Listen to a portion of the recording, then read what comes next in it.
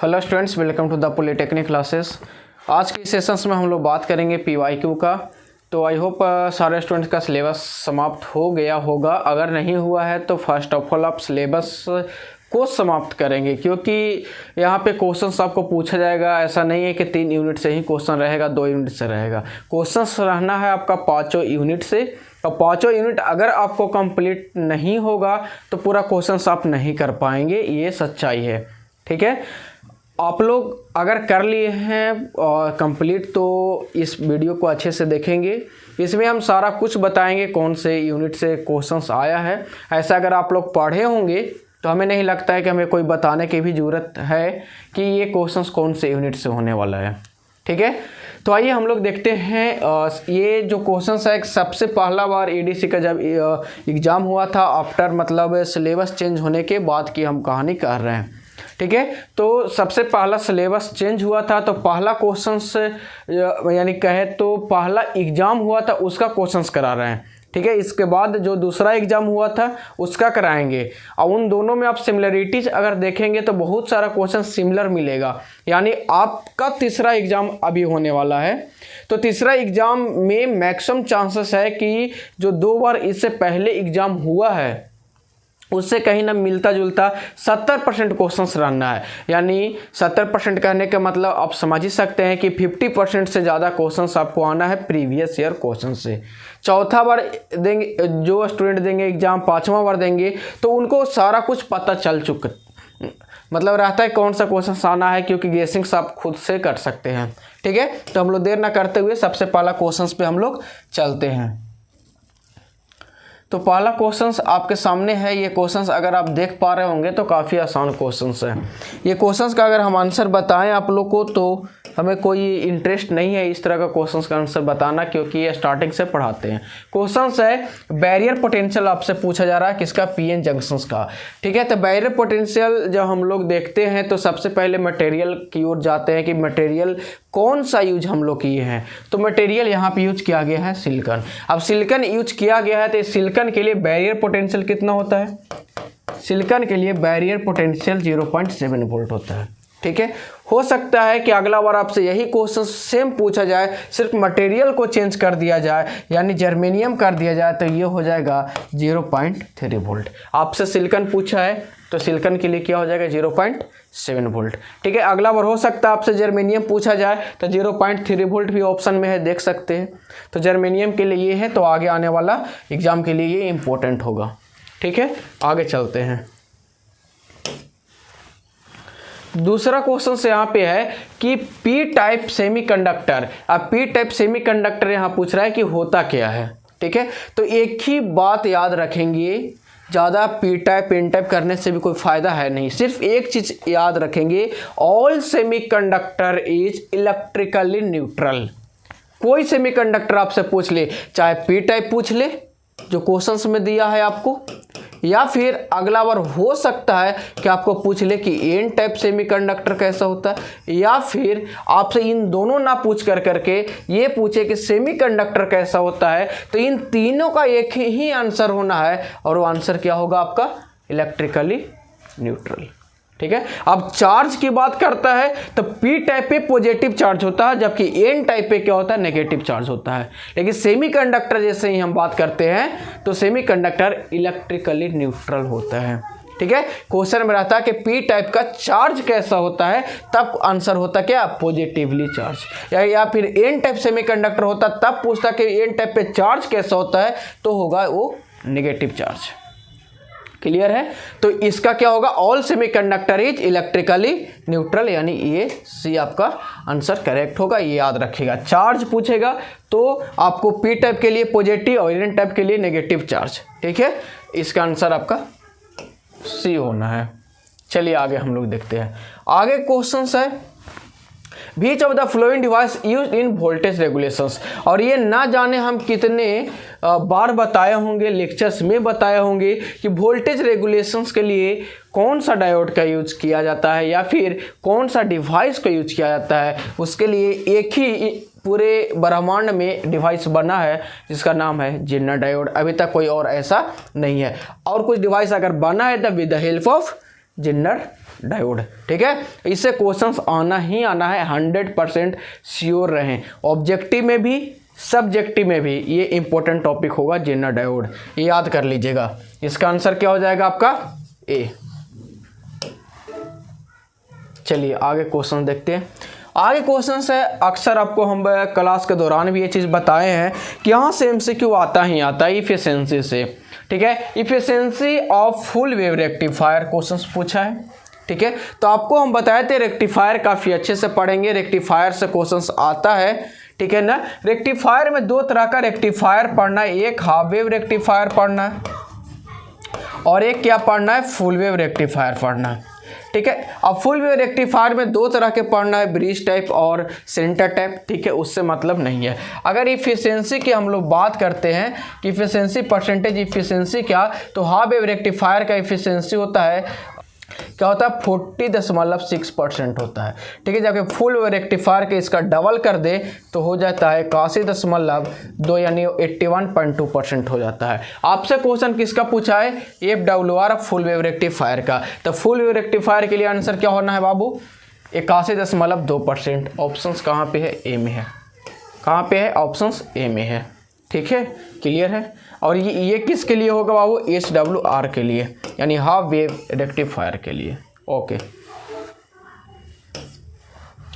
आगे क्वेश्चंस है कि which of the flowing relation is correct. अब रिलेशंस बताना इन तीनों में, तो इन तीनों का रिलेशन जब हम लोग ट्रांजिस्टर पढ़ रहे होते हैं तो ट्रांजिस्टर में हम बताए थे कि रिलेशंस जो होता है वो इमीटर करंट जो होता है वो base current plus collector current के बराबर होता है। सबको बताए होंगे, देख लीजिए कहाँ पे है। आई बराबर है IC प्लस IB, कोई मतलब नहीं, इसको इधर कर दीजिए उधर कर दीजिए, कोई मतलब का है नहीं। मेन जो स्टैंडर्ड रिलेशंस होता है वो यही होता है और यही से मिलता जुलता रिलेशंस कहाँ पे है, C में है। कभी कभी ऐसा भी देता है कि इनमें से कौन रिलेशन सही है। अगर ऐसा आपको दे दे कि IC बराबर क्या होगा तो I माइनस क्या हो जाएगा बाबू, IB हो जाएगा।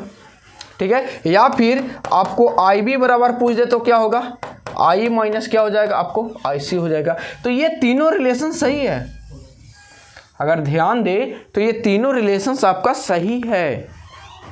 लेकिन यहाँ पे देख IC बराबर, देखिए तो IC बराबर क्या, I प्लस क्या है, I प्लस क्या है, IB है ना, जबकि I माइनस IB होना चाहिए, इसलिए क्या हो जाएगा, गलत हो जाएगा। IB बराबर क्या होना चाहिए, IB बराबर I माइनस IC होना चाहिए, यहाँ IC प्लस IB, ये भी गलत हो जाएगा। तो ये तीनों रिलेशंस आपका सही है, या ये तीनों रिलेशंस ध्यान में रखेंगे। ठीक है ना, कोई भी आपसे पूछा जा सकता है, आगे हमें नहीं पता क्या पूछा जाएगा, लेकिन पूछा वही जाएगा जो हम बताते हैं, हम पढ़ाते हैं। ठीक है, बाकी आप समझदार हैं, समझ सकते हैं। चलिए आगे क्वेश्चन है, काफ़ी आसान क्वेश्चन है, न्यूमेरिकल है। ऐसा न्यूमेरिकल आपके लेक्चर्स में भी हम करवा चुके हैं, आपके नोट्स कॉपी में भी होगा। इससे कहीं टफ क्वेश्चंस हम करवा चुके हैं। ये तो कभी हमें नहीं लगता है कि इसको कैलकुलेशंस भी करने की आवश्यकता होगा आपको। क्वेश्चन में दिया है कि बीटा का वैल्यू क्या है, 100 है, और अल्फा का वैल्यू क्या होगा ये निकालना है। क्वेश्चन तो यही है, सिंपल। अब यहाँ से रिलेशंस आपको याद रखना होगा कि अल्फा और बीटा में रिलेशंस होता क्या है। तो एक रिलेशन जो होता है अल्फा बराबर क्या होता है, बीटा बटा 1 प्लस बीटा होता है, जो आपसे क्वेश्चन पूछा है। अगला बार हो सकता है कि अल्फा का वैल्यू दे और बीटा बराबर पूछे, तो होता है अल्फा बटा 1 माइनस अल्फा। तो हो सकता है कुछ भी दे सकता है। और ये दोनों relation subjective point of view से बहुत इंपॉर्टेंट है। ठीक है, सब्जेक्टिव पॉइंट ऑफ व्यू से ये इंपॉर्टेंट है। न्यूमेरिकल इसी से भी आता है। ठीक है, तो बस वैल्यू पुटअप कर दो। बीटा बराबर क्या है, 100 दिया, अल्फा का वैल्यू चाहिए यानी 100 बटा 101। अब कौन वैल्यू आएगा चेक कर लो, कौन वैल्यू आएगा चेक कर लो। तो ये 100 बट्टा से, देखो चेक करने का तरीका क्या है कि हो सकता है कैलकुलेटर छूट गया है आपसे। अगर हम ऐसा कहें कि ये 100 बट्टा 100 होता तो आंसर कितना होता, हम मान के चले कि ये भी 100, ये भी 100, ये भी 100 और नीचे भी मान ले कि 100 होता, आंसर क्या होता, 1 होता 1। अब नीचे में 101 है, तो नीचे में अगर बढ़ गया तो ओवरऑल वैल्यू क्या घटेगा। अगर नीचे में 101 है तो इस 1 से वैल्यू थोड़ा कमेगा। कितना कमेगा, थोड़ा कमेगा। अब देखो 1 से वैल्यू कम कहाँ पे है, 1 से वैल्यू ये क्या है, लगभग नज़दीक है, यानी 0.90 है, ये तो नहीं होगा और ये नहीं होगा, दो तो क्लियर है कि एक से कम है, एक से ज़्यादा एक से बहुत कम है।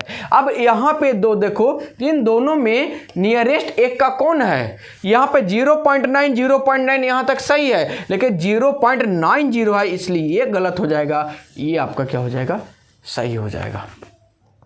तो एक अप्रोक्सीमेट ऐसे कर सकते हैं, ऐसे आपके सेमेस्टर एग्जाम में कैलकुलेटर अलाउ होता है, तो कैलकुलेटर अलाउ है तो 100/101 कीजिएगा तो 0.99 ही आएगा, लेकिन कंपटीशन एग्जाम में आपका कैलकुलेटर अलाउ नहीं होता है, वहाँ पे अप्रोक्सीमेट वैल्यू लेकर के चलना पड़ेगा आपको। तो ऐसा भी आप सोच सकते हैं कि इसका आंसर ऐसा हो, या फिर किसी का कैलकुलेटर छूट गया है तो आप सोच सकते हैं कि ऐसा होगा।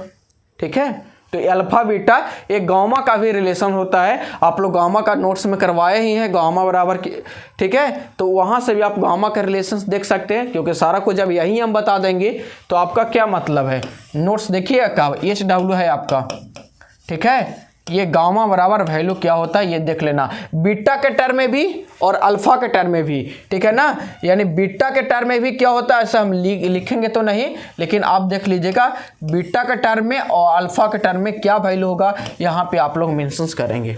ठीक है, और जरूर देख करके जाएंगे, हो सकता है आपको क्वेश्चंस पूछ लिया जा सकता है ऐसा कि यहाँ पे क्या है। एक चीज़ और याद रखना कि ये अल्फा है क्या, बीटा है क्या, और ये गामा है क्या, ये है करेंट एम्प्लीफिकेशन फैक्टर।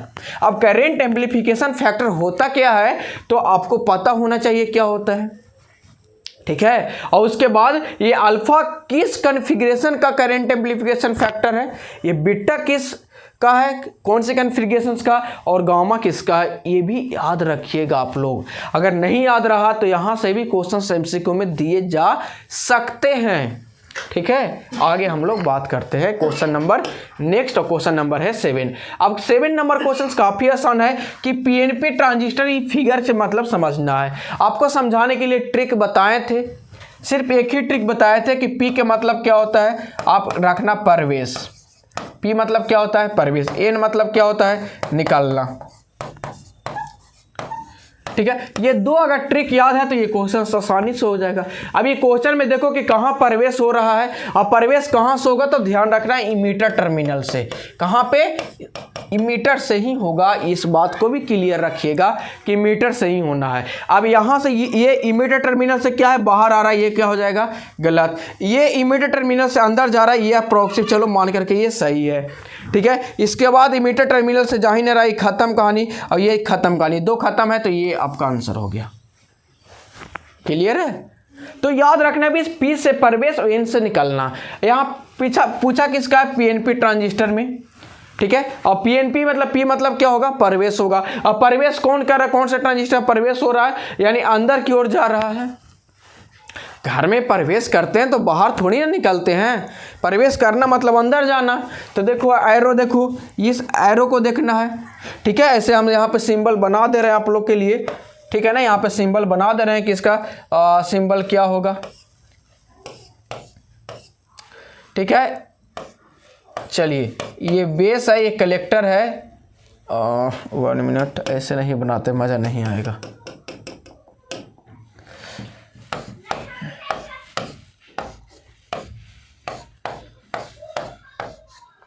चलो ये है, अब ये है इमीटर है, ये कलेक्टर है, ये बेस है, ये है कलेक्टर है, ये इमीटर है, ये बेस है। ठीक है,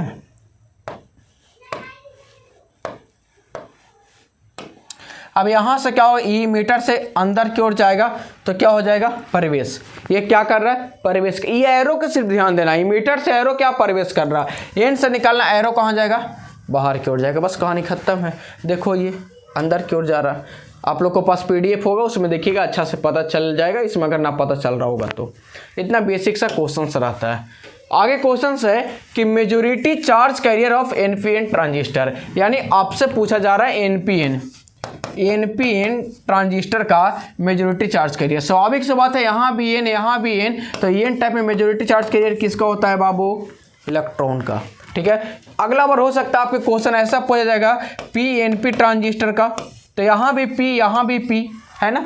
तो मैक्सिमम जो चार्ज कैरियर होता है वो इमीटर में ही तो यहीं से सारा इंजेक्ट होकर के कलेक्टर के पास पहुंचता है। तो मेन तो इसी का देखना है हमें कि यहाँ पे क्या है, पी है। पी का मेजोरिटी चार्ज कैरियर क्या होता है, होल।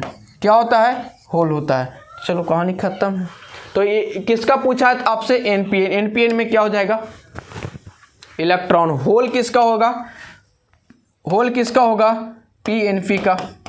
ठीक है, इसका आंसर आपका ये करेक्ट हो जाएगा। आगे के लिए भी बता रहे हैं। ठीक है, आगे क्वेश्चन है कि which of the following region current flowing through FET is constant. अब ये कैसे पता चलेगा, आपको ग्राफ हम पढ़ाए होंगे। ग्राफ जब पढ़ाए होंगे तो आपको इस तरीका से ग्राफ पढ़ाए होंगे, ठीक है ना। और इधर अगर नेगेटिव में ले आएंगे तो यहाँ से चलेगा। इसको अगर देखें तो यहाँ 0 से हटा दीजिए, 1 मिनट, यहाँ से हटा दीजिए ऐसे। ठीक है, यहाँ के एक रीजन बताए होंगे ओमिक रीजन वगैरह, और यहाँ पे आपको हम बताए होंगे सैचुरेशन रीजन। क्या बताए होंगे, सैचुरेशन। अब सैचुरेशन रीजन में क्या होता है, यहाँ पे ड्रेन करंट होता है ना। ये आपका मेन जो ग्राफ है ये वाला, ये करंट का ग्राफ होता है। ठीक है ना, इधर आपका वोल्टेज VGS का होता है। तो यहाँ पे ये सैचुरेशन में ये करंट क्या होता है, यहाँ पे आपको सैचुरेट कर जाता है। यहाँ पे करंट क्या होता है, सैचुरेट कर जाता है। और ये जो होता है सैचुरेशन रीजन में होता है। तो सैचुरेशन रीजन आपका यहाँ पे, ठीक है। अब यहाँ पे एक और सैचुरेशन रीजन में एक चीज़ और आप लोगों को हम बताए होंगे, पिंच ऑफ रीजन। क्या बताए होंगे, पिंच ऑफ। देखिएगा नोट्स में, पिंच ऑफ रीजन। आप पिंच ऑफ रीजन बताए होंगे तो ये दोनों का एक ही नाम है। तो अगला बार हो सकता है कि आपको ऐसा ना कह दे कि पिंच ऑफ रीजन अलग होता है या सैचुरेशन रीजन अलग होता है। भाई दोनों एक ही होता है। ठीक है, ये चीज़ें आप लोग ध्यान में रखना। बाकी ओमिक रीजन कहाँ पे होता है, ये वाला रीजन में ओमिक रीजन आपका होता है। ठीक है, और यहाँ जो होता है ये चीज़ आपको पढ़ना नहीं है, इसलिए ये चीज़ नहीं बताए थे। यहाँ पे क्या बोलते हैं, वेरिएबल करके कुछ होता है ऐसा, देखो ध्यान में आ नहीं रहा है क्या होता है इसका। चलो ठीक है, कभी याद आया तो बता देंगे, उतना डेप्थ में पढ़ना है नहीं। यहाँ पे ये ओमिक रीजन होता है, ओमिक रीजन। ठीक है, और यहाँ पे सैचुरेशन रीजन। ठीक है, फेट वेरिएबल रेसिस्टेंस ऐसे करके होता है कुछ, तो वो चीज़ उतना पढ़ना नहीं है। अगर लेक्चर में बताए होंगे तो भी ठीक, नहीं बताए होंगे तो भी ठीक। चलिए आगे हम लोग चलते हैं। आगे क्वेश्चन है, which of the following is a unipolar. Unipolar device में हम लोग बोलते हैं कि कोई एक चार्ज कैरियर से बना होगा। क्या, कोई एक चार्ज कैरियर से बना होगा। तो आप लोग को बहुत अच्छा से पढ़ाए होंगे। ठीक है, चार्ज कैरियर। चार्ज कैरियर कहने का मतलब क्या होता है, चार्ज कैरियर का मतलब होता है चाहे इलेक्ट्रॉन या फिर होल। ठीक है, तो ऐसा डिवाइस जो इलेक्ट्रॉन और होल दोनों से मिलकर के बना होगा उसको बोलेंगे बाइपोलर। और कोई वैसा डिवाइस जो कोई एक पोलर, चाहे तो इलेक्ट्रॉन से बना होगा चाहे होल से बना होगा, उसको बोल देंगे यूनिपोलर। तो FET is a unipolar device. इसमें सिर्फ और सिर्फ ये एन चैनल होता है या फिर पी चैनल होता है, बाकी तीसरा कुछ भी नहीं होता है। बीजेटी में दोनों होता है, क्योंकि यहाँ पे अगर बात करेंगे एनपीएन का या फिर बात करेंगे पीएनपी का, तो यहाँ पे एन भी हो गया पी होगा, दोनों चार्ज कैरियर हो गया अवेलेबल। डायोड में पीएन होता है यानी दोनों चार्ज कैरियर होता है, इसलिए ये नहीं होगा, ये नहीं होगा, ऑल ऑफ द तो होगा ही नहीं, इसलिए a is correct answer. Question number 11। Question number 11, in which of the following is gate is insulated from the conducting channel. आपको हम ये बताए होंगे कहाँ पे, जहाँ पे मॉसफेट पढ़ा रहे होंगे।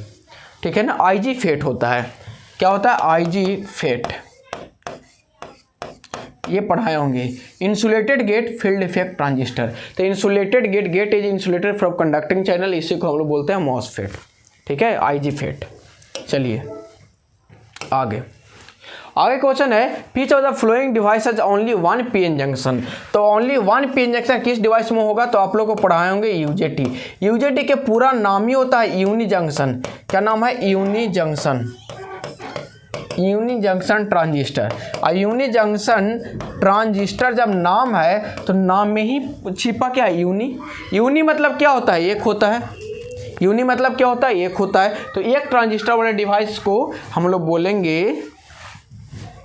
एक जंक्शन वाले डिवाइस को बोलेंगे यूजेटी, यूनि जंक्शन ट्रांजिस्टर बोलेंगे।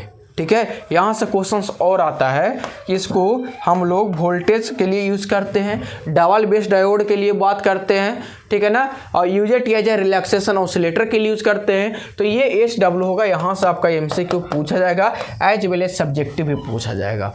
ठीक है, तो यूजेट के बारे में आप बहुत अच्छे से पढ़ करके जाएंगे। ठीक है, ये होमवर्क दे रहे हैं, ठीक है, वो आप लोग कर लीजिएगा। चलिए आगे चलते हैं। आगे फिर से क्वेश्चन क्या है कि यूनिडायरेक्शनल का मतलब क्या होता है कि हम इधर से इधर अगर जा रहे हैं और वापस नहीं आए तो यूनिडायरेक्शनल है। अगर हम उधर से इधर आए हैं और हम फिर से इधर से इधर जा रहे हैं और मेरे प्रॉपर्टी में कोई इफेक्ट नहीं पड़ रहा है तो हम बाई डायरेक्शनल होगा।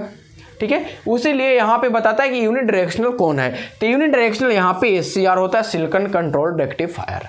ठीक है, जबकि ट्रैक जो होता है ये बाई डायरेक्शनल होता है, ये दोनों तरफ से काम करता है। ठीक है ना, ठीक है, बोथ ए एंड बी, ये तो होगा नहीं, तो इसलिए आंसर इसका क्या हो जाएगा आपका a is correct answer. SCR is a unidirectional device. अब देखिए ये क्वेश्चंस में बहुत सस्पेंस बना हुआ है, इसलिए क्वेश्चंस को हम करेक्ट आंसर तो नहीं बता सकते, क्योंकि जितने जगह अगर हम देखें हैं उतने तरह से इसका आंसर आता है। कहीं पे 3 लेयर, कहीं पे 4 लेयर, कहीं पे 5 लेयर। लेकिन हम अपने ढंग से अगर हम लोग पढ़ते हैं इसका तो हम लोग कैसे करते हैं ये ध्यान देंगे। क्या है, क्योंकि जब हम लोग बनाते हैं तो हम लोग कहते हैं कि SCR को एंटी पैरेलल में हम लोग 2 SCR को एंटी पैरेलल में कनेक्ट करते हैं, यानी 2 SCR को एंटी पैरेलल में हम लोग कनेक्ट करते हैं। ये होता है PNP होता है, ठीक है, और यहीं पे एक करते हैं, ये होता है NPN होता है, NPN। ठीक है, ये SCR का फिगर होता है। अगर हम लोग देखें तो आप लोग यही पढ़ाए होंगे ना SCR में। तो यहाँ पे अगर देखें तो ये एक लेयर हो जाता है, ये एक लेयर हो जाता है, ठीक है, ये एक लेयर हो जाता है और ये एक लेयर हो जाता है। तो ये SCR में हम लोग को पता चल पाता है कि टोटल 4 लेयर होते हैं, 1 2 3 4। ठीक है, जबकि ट्रैक और डायक जब हम लोग पढ़ने जाते हैं तो ट्रैक और डायक पढ़ने जाते हैं तो वहाँ पे क्या होता है कि ये एक SCR इसी तरह से एक और एक SCR को हम लोग एंटी पैरेलल में कनेक्ट करते हैं। चलो उसको भी करके देखते हैं। ऐसे मान लो कि यहाँ पे 2 SCR को PNP और NPN, ठीक है, इसको हम लोग मिला देते हैं सेम रहने के कारण, और ये हो जाता है ये। ठीक है, यहाँ पे ये नोड हो जाता है, ये आपका कैथोड हो जाता है, ये आपका कैथोड हो जाता है, ये आपका एनोड हो जाता है। यही है, अब 2 SCR मिल गया।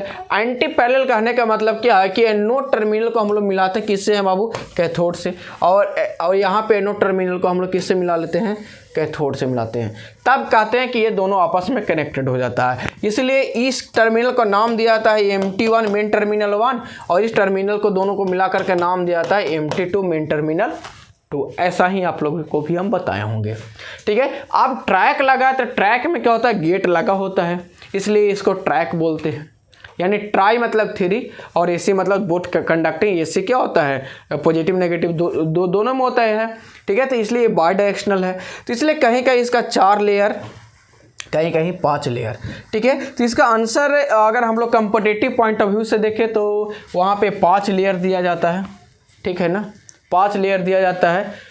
लेकिन कहीं कहीं पे हम लोग देखते हैं तो 4 लेयर भी है, और कहीं कहीं देखते हैं तो 3 लेयर भी होता है। इसलिए ये अपने हिसाब से आप कर लीजिएगा, क्योंकि कहीं पे भी हम ये नहीं देखे हैं कि मतलब डिफरेंट बुक भी लिखता है, डिफरेंट तरीके से ये लिखता है। ठीक है ना, तो आप लोग को ये कन्फ्यूजन होगा 4 लेयर और 5 लेयर में। बस ये दोनों आंसर यहाँ पे ऑप्शन में दोनों चीज़ दिया है, तो हम ये क्लियर नहीं कर सकते हैं कि 5 लेयर होता है या फिर 4 लेयर होता है। लेकिन कंपटीटिव पॉइंट ऑफ व्यू से ये 5 लेयर, इसको हम करेक्ट करेंगे।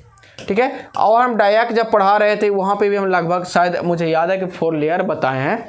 तो इस चीज़ को आप लोग ध्यान देंगे कि ये क्लियर कर लेंगे। ठीक है, कंपटीटिव पॉइंट ऑफ व्यू में जो क्वेश्चंस पूछा गया है वहाँ से with the help of text books अगर हम लोग बात करें तो उस वहाँ से, ठीक है ना, टेक्स्ट बुक से हम लोग देखे हैं, या फिर बोले तो हम देखे हैं, तो यहाँ पे 5 लेयर देता है, तो उसके नर से 5 लेयर आपका सही हो सकता है। तो आप लोग जहाँ पे 4 लेयर लिखे वो चेंज करके 5 लेयर भी कर सकते हैं। ऐसा अक्सर क्वेश्चन नहीं आता है, लेकिन क्या बताएं, हो जाता है कभी कभी।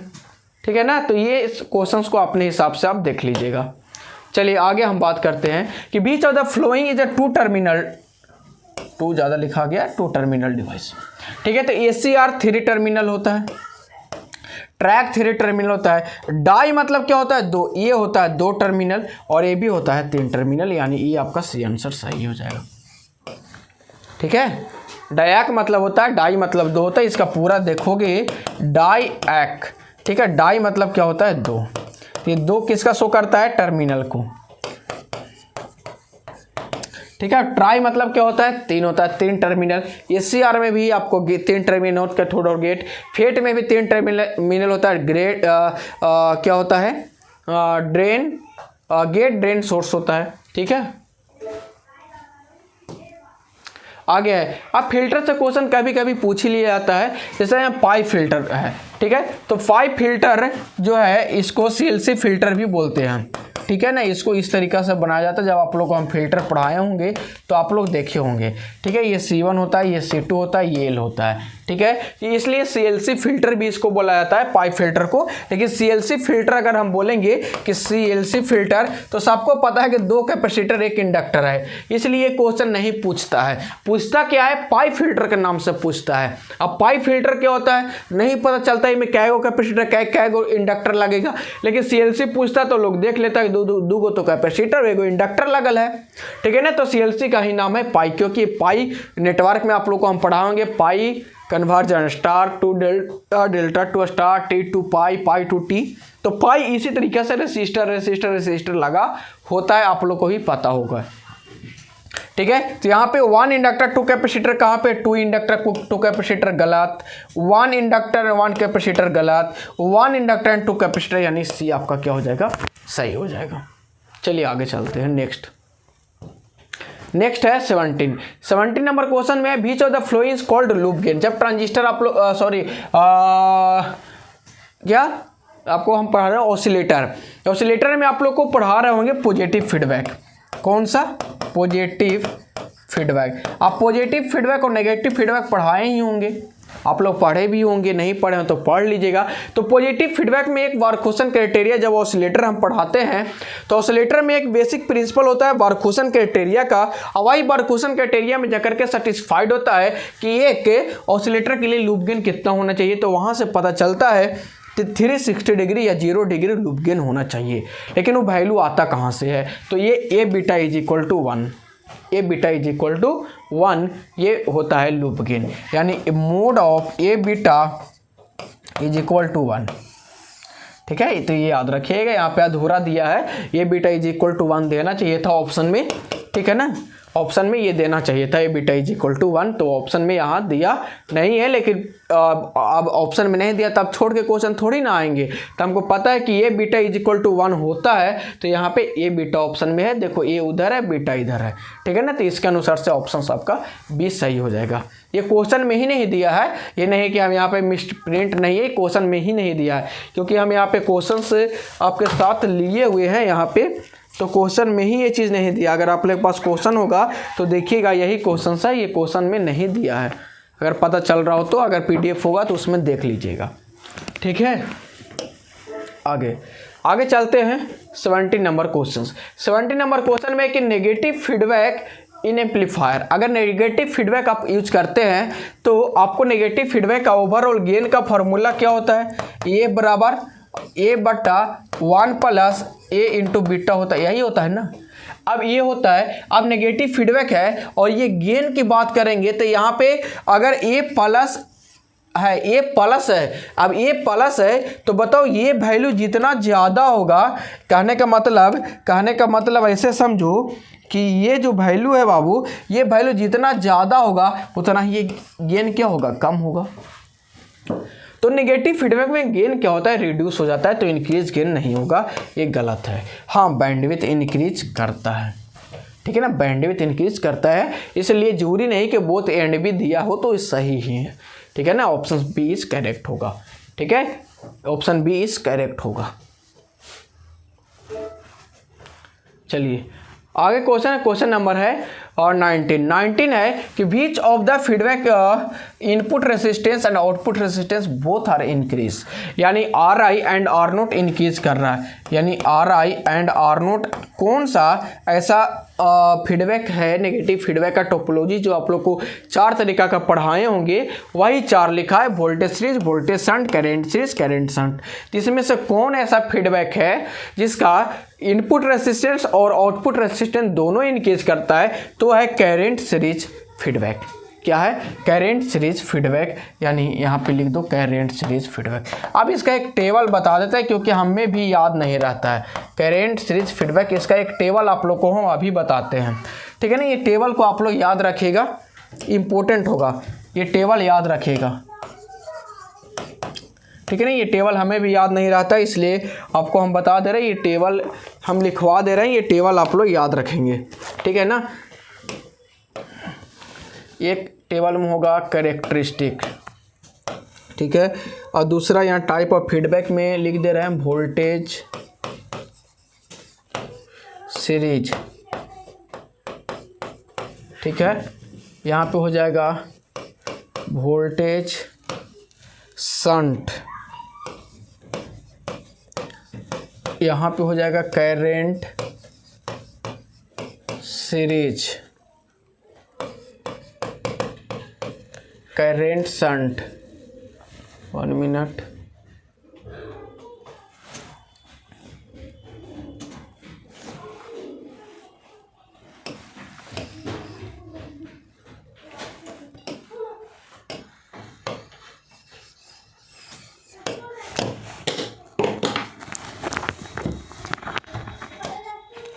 एक और कौन बच गया? करंट शंट, यही बच गया ना। चलो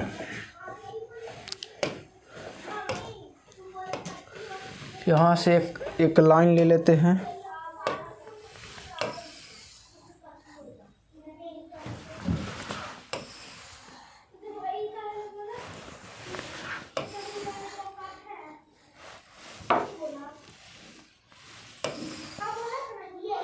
ये टेबल सब लोग याद रखिएगा, ठीक है ना। नहीं याद रहेगा तो बहुत दिक्कत हो जाएगा।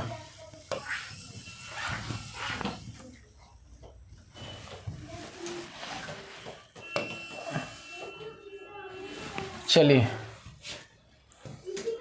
अब यहाँ पे कैरेक्टरिस्टिक्स में क्या क्या होगा वो देख लीजिए, ठीक है ना। कैरेक्टरिस्टिक्स में और लिखा दे रहे हैं 1 2 3 4 5 कैरेक्टरिस्टिक्स आप लोग को हम दे रहे हैं, ठीक है। एक कैरेक्टरिस्टिक्स, 2 कैरेक्टरिस्टिक्स, 3 कैरेक्टरिस्टिक्स,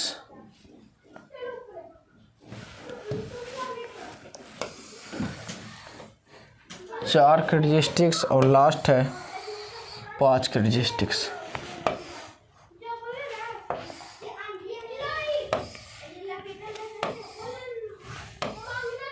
ट्रिक भी बताएंगे कि इसको याद आपको कैसे करना है, ठीक है ना। ट्रिक भी बता देंगे, टेंशन नहीं लो। चलो इससे लिख दे। सबसे पहले वोल्टेज गेन, वोल्टेज गेन पता चलेगा, टेंशन नहीं लो। फिर है बैंडविड्थ,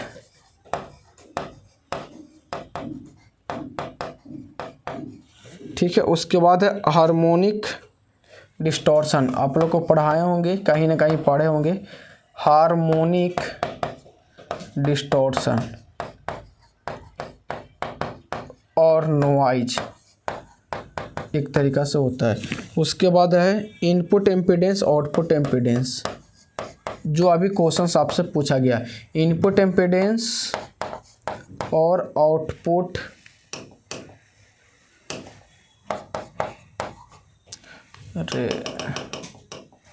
इनपुट एम्पीडेंस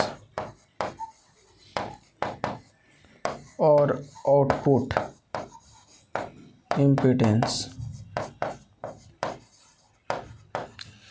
1 2 3 4 5, ठीक है। अब इंक्रीज के हम एरो दे देंगे और डिक्रीज के एरो दे देंगे, तो आप लोग समझ जाइएगा या लिख दें? क्या करें, लिख देते हैं, सबसे अच्छा होगा, आप लोग समझ जाइएगा। ठीक है। अब यहाँ पे वोल्टेज गेन में सारा कुछ डिक्रीज करता है, याद रखिएगा। यहाँ वोल्टेज गेन जो होता है वो डिक्रीज करता है किसी भी फीडबैक के लिए। डीसी मतलब डिक्रीज, समझ जाइएगा। ठीक है। और बैंडविड्थ जो होता है कि सारे के लिए इंक्रीज कर जाता है, इंक्रीज इंक्रीज इंक्रीज और इंक्रीज। ठीक है। हार्मोनिक डिस्टॉर्शन के लिए कोई भी फीडबैक हो सब डिक्रीज कर जाता है, सब डिक्रीज। ये 3 को याद करने की तो किसी की जरूरत है नहीं और ये पूछेगा भी नहीं, क्योंकि वोल्टेज गेन हो, कोई भी फीडबैक हो, गेन क्या करता है, डिक्रीज करता है, क्योंकि नेगेटिव फीडबैक है ना ये। अब नेगेटिव फीडबैक गेन डिक्रीज करता है, अभी हम पढ़ाएं, और बैंडविड्थ क्या करता है, इंक्रीज करता है। तो कोई भी फीडबैक हो, ये दोनों क्लियर है। और उसके साथ नॉइज जो होता है ऑलवेज डिक्रीज करे, क्योंकि गेन कमेगा तो नॉइज भी कमेगा। ठीक है। अब ये याद रखना इंपॉर्टेंट है कि इनपुट एम्पीडेंस और आउटपुट एम्पीडेंस कौन सा फीडबैक के लिए इंक्रीज करता है, कौन सा फीडबैक के लिए डिक्रीज करता है। तो आपको बता दें कि इनपुट एम्पीडेंस सीरीज वाले के लिए इंक्रीज करेगा, याद रखना ये ट्रिक। इनपुट एम्पीडेंस सीरीज वाले के लिए इंक्रीज करेगा, यानी सीरीज यहाँ पे है तो इंक्रीज करेगा, और सीरीज यहाँ पे भी है तो ये इंक्रीज करेगा। क्लियर है, क्लियर है। और शंट जहाँ पे है वो शंट क्या करेगा, डिक्रीज करेगा, याद रखना। शंट क्या करेगा, डिक्रीज करेगा। उसी तरीका से आउटपुट एम्पीडेंस भी उसी तरीका से कुछ होगा, आउटपुट एम्पीडेंस भी उसी तरीका से होगा। कैसे होगा, तो आपको वोल्टेज के लिए आउटपुट एम्पीडेंस जो होगा वो डिक्रीज कर जाएगा, यानी वोल्टेज के लिए सिर्फ, किसके लिए, सिर्फ वोल्टेज के लिए ये डिक्रीज करेगा। आउटपुट एम्पीडेंस जो होगा सिर्फ वोल्टेज के लिए क्या करेगा, डिक्रीज करेगा, और करंट के लिए इंक्रीज करेगा। ये टेबल है आपको पूरा याद रखने के लिए।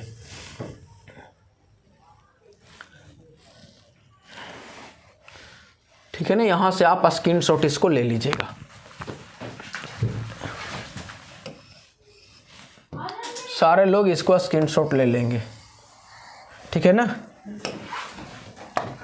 ये क्या कर डिक्रीज करेगा, इसका ऐसे होगा, ये भी डिक्रीज करेगा, इसको ऐसे होगा। कहीं पे ऐसे एरो के माध्यम से भी आपको समझाया जाएगा, ये डिक्रीज का है और ये इंक्रीज का है, ये इंक्रीज का है, तो एरो के माध्यम से भी आपको बताना होगा ये डिक्रीज का है। ठीक है। ये इंक्रीज कर रहा है, ये डिक्रीज कर रहा है, ये यहाँ पे इंक्रीज हो रहा है, यहाँ पे डिक्रीज कर रहा है, ये डिक्रीज कर रहा है, यहाँ पे भी डिक्रीज कर रहा है, ये इंक्रीज कर रहा है, यहाँ भी इंक्रीज कर रहा है। देख लो, आपसे क्वेश्चन पूछा क्या था कि कौन सा ऐसा फीडबैक है जिसमें इनपुट एम्पीडेंस आउटपुट एम्पीडेंस दोनों इंक्रीज करता है। तो इनपुट एम्पीडेंस इंक्रीज और आउटपुट एम्पीडेंस इंक्रीज, और ये दोनों इंक्रीज किस फीडबैक के लिए कर रहा है, तो करंट सीरीज के लिए। याद कैसे रखना है, वोल्टेज गेन, मेरे साथ बोलो, याद कैसे रखना है, वोल्टेज गेन किसी भी फीडबैक के लिए क्या करता है, डिक्रीज करता है। किसी भी फीडबैक के लिए वोल्टेज गेन डिक्रीज करता है। ठीक है। बैंडविड्थ किसी भी फीडबैक के लिए इंक्रीज करता है, बैंडविड्थ किसी भी फीडबैक के लिए इंक्रीज करता है, नॉइज किसी भी फीडबैक के लिए डिक्रीज करता है। क्लियर है। अब आता है इनपुट रेसिस्टेंस। इनपुट रेसिस्टेंस जो होता है वो फीडबैक के सीरीज पार्ट के लिए, पूरा नहीं बोल रहे हैं, सीरीज पार्ट के लिए वो क्या करता है, इंक्रीज करता है। सीरीज पार्ट, और सीरीज दो तरह से हो सकता है, एक वोल्टेज सीरीज, एक करंट सीरीज। तो सिर्फ सीरीज पार्ट के लिए वो इंक्रीज करता है और शंट के लिए वो डिक्रीज करता है। शंट के लिए इनपुट एम्पीडेंस डिक्रीज करता है। तो इनपुट एम्पीडेंस इंक्रीज किसके लिए करता है, सीरीज पार्ट के लिए, और डिक्रीज किसके लिए करता है, तो शंट पार्ट के लिए। क्लियर है। और आउटपुट एम्पीडेंस, तो आउटपुट एम्पीडेंस सिर्फ वोल्टेज के लिए, वोल्टेज पार्ट मतलब दो पार्ट हो सकता है, एक वोल्टेज सीरीज हो सकता है, एक वोल्टेज शंट हो सकता है। तो वोल्टेज के लिए आउटपुट एम्पीडेंस क्या करता है, आउटपुट एम्पीडेंस क्या करता है, डिक्रीज करता है। और करंट पार्ट के लिए आउटपुट एम्पीडेंस क्या करता है, इंक्रीज करता है। क्लियर है, क्लियर है। तो ये एक इंपॉर्टेंट टेबल है जो आप लोग मेंशन कर सकते हैं, लिख सकते हैं अपने कॉपी में, और ये वेरी वेरी वेरी इंपॉर्टेंट है। VVI है, किसके लिए VVI है तो आपको बता दें, चाहे जेई कंपटीशंस की बात कर ले, यही कंपटीशंस की बात कर ले, तो ये हर जगह पूछा जाता है कंपटीशंस में।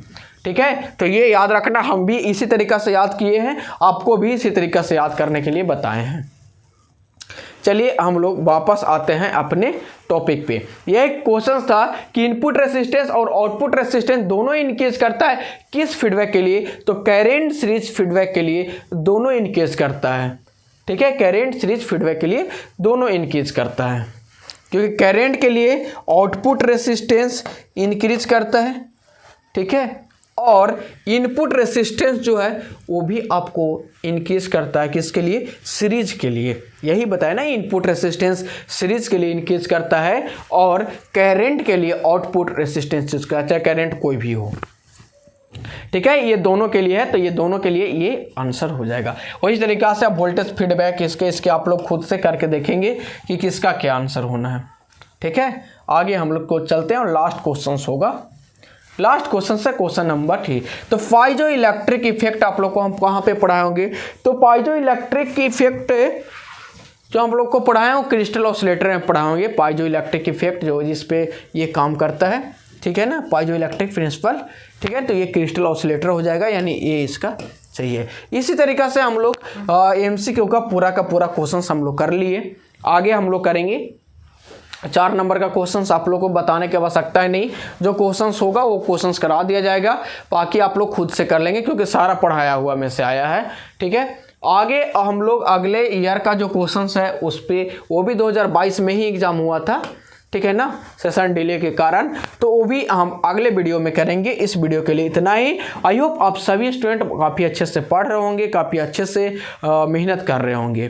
ठीक है, तो मिलते हैं हम लोग अगले वीडियो में। तब तक के लिए आप लोग अच्छे से पढ़ाई करते रहिए, रिविजन्स करते रहिए, और आपको कहीं भी कोई डाउट होता है तो आप एक बार पूछेंगे जरूर।